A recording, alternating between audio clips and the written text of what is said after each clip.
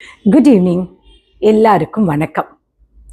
Evening டைம்னாலே நமக்கு ரெண்டு விஷயம் தான் ஞாபகத்துக்கு வரும். ஒன்று சூடான ஒரு டீ, இன்னொன்று நைட்டுக்கு என்ன டின்னர் செய்கிறது, என்ன மெனு பண்ணலாம். இப்படி ஒவ்வொருத்தருக்கும் ஒவ்வொரு கவலை இருக்கும் இல்லையா? இப்படி தான் என்னோட ஃப்ரெண்டு ஒருத்தர் என்ன பண்ணாரு, போன வாரம் ஒரு நாள் ஈவினிங் ஆஃபீஸை விட்டு வரும்பொழுது செம்ம டயர்டாக வீட்டுக்கு வந்துட்டு இருந்தாராம். அப்போ என்ன சொன்னாரா, சரி மழை வேற பெஞ்சிட்டு இருந்திருக்கு, செம்ம பசி எடுத்திருக்கு.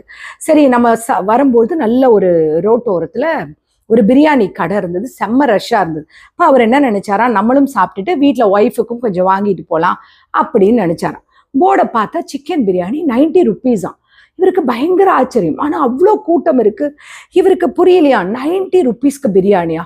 உடனே அவருடைய மைண்ட் வாய்ஸ் என்ன சொல்லிச்சான் தெரியுமா, ஏதோ ஒரு தப்பு நடக்குது, இது காக்கா கறியா இருக்கும், நம்ம விடக்கூடாது, என்னவா இருக்கும், நம்ம போய் ட்ரை பார்க்கணும்னு சொல்லிட்டு அவர் நேரா அந்த ஹோட்டலுக்குள்ள போயிட்டாரு.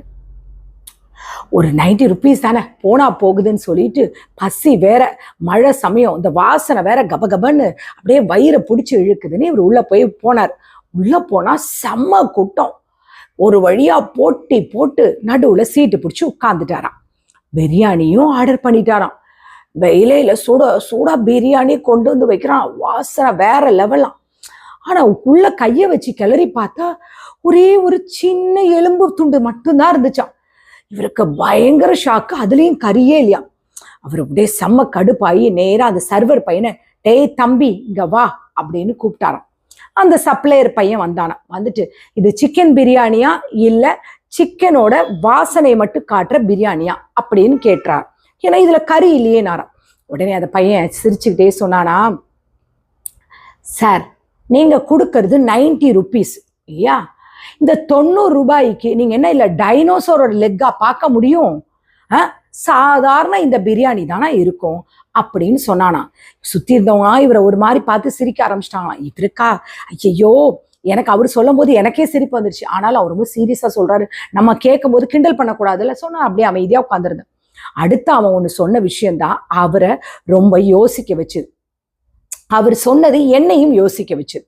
அவன் என்ன சொன்னானா, அண்ணன் இந்த 90 ரூபாய் பிரியாணியில பெரிய லெக் பீஸ் எல்லாம் கிடையாது, ஆனா வயிறார சாப்பிட்ற அளவுக்கு நல்ல சமைச்ச சாப்பாடு இருக்கு, நிம்மதியா சாப்பிட்டு பாருங்கண்ணே அப்படின்னு சொல்லி பார்த்தான். அவரும் நிம்மதியா உட்காந்து ரசிச்சு சாப்பிட்டு பார்த்தா அந்த லெக் பீஸ் மட்டும் இல்லைன்ற குறைய தவிர அந்த சாப்பாட்டுல எந்த குறையெல்லாம், டேஸ்ட் அவ்வளோ சூப்பரா இருந்ததா. வயிறு நிறைய சாப்பிட்டுட்டு வீட்டுல அந்த அக்காவுக்கும் ஒன்று வாங்கிட்டு வந்தார்.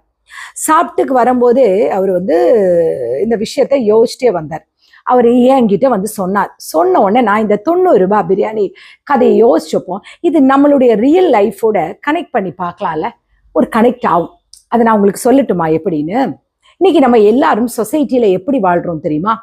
இன்ஸ்டாகிராம் ரீல்ஸ் ஆர் சோஷியல் மீடியாவோட ஸ்டேட்டஸை பார்த்துட்டு மற்றவங்க வாழ்க்கையில லெக் பீஸ்ல இருக்கிற அந்த 500 ரூபாய் பிரியாணி மாதிரி தான் சொகுசா டேஸ்டா இருக்கணும்னு யோசிக்கிறோம்.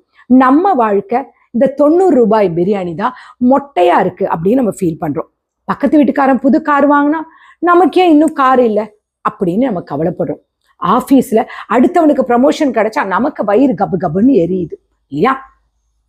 பக்கத்துல யாராவது ஒரு அழகா ஒரே ஒரு செயின் கஷ்டமா போட்டிருப்பாங்க, நம்ம வீட்டுல இருக்கிறவன் எனக்கு ஒரு குண்டுமணி தங்கம் கூட வாங்கி தரலையே அப்படின்னு நமக்கு கோபம் தலைக்கேறுது. ஈவினிங் டைம்ல ஒரு டீயை கூட நிம்மதியா ரசிச்சு குடிக்க முடியல.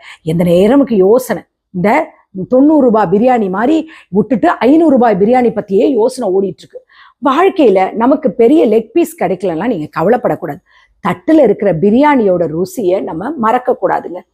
இன்னைக்கு நம்ம பண்ற ஒரு பெரிய தப்பு என்ன தெரியுமா? மற்றவங்க வாழ்க்கைய நம்ம வாழ்க்கை கூட கம்பேர் பண்ணி கடவுள் நமக்கு கொடுத்த இந்த அழகான வாழ்க்கையை நம்ம ரசிச்சு வாழவே மாட்டேன்றோம். அவன் லக்ஸுரி கார்ல போறானா, இவன் ஃபாரின் ட்ரிப் போறான். அடுத்தவங்களுடைய லைஃப் ஸ்டைலை பார்த்து நம்ம கிட்ட இருக்க நம்ம லைஃபை நம்ம தொலைச்சிட்டு நிக்கிறோம். ஒண்ணு மட்டும் நல்லா புரிஞ்சுக்கோங்க, இந்த உலகத்துல எல்லாருடைய தட்டிலையும் லெக் பீஸ் இருக்காது. ஆனா எல்லாரு தட்டுலையும் பசி ஆத்துறதுக்கான சாப்பாடு கண்டிப்பா இருக்கும். உங்க தட்டுல என்ன இருக்கோ அதுதான் உங்களுக்கானது, புரியுதா? அடுத்தவன் தட்டை பார்த்துட்டு ஏங்க ஆரம்பிச்சிங்கன்னு வச்சுக்கோங்களேன், உங்க தட்டுல இருக்கிற சாப்பாடும் ஆறி போயிடும், உங்க மனசும் பாழாய் போயிடும், சோறும் கெட்டு போயிடும். வாழ்க்கைன்றது ஏதோ ஒரு பெரிய லெக்க அடைஞ்சா மட்டும்தான் நமக்கு சந்தோஷம் அப்படின்னு நினைச்சு ஓடாதீங்க. அந்த கோலை நோக்கி நம்ம ஓடுற ஒவ்வொரு நாளும் ஒவ்வொரு செகண்டுமே நமக்கு சந்தோஷமா இருக்கணும்.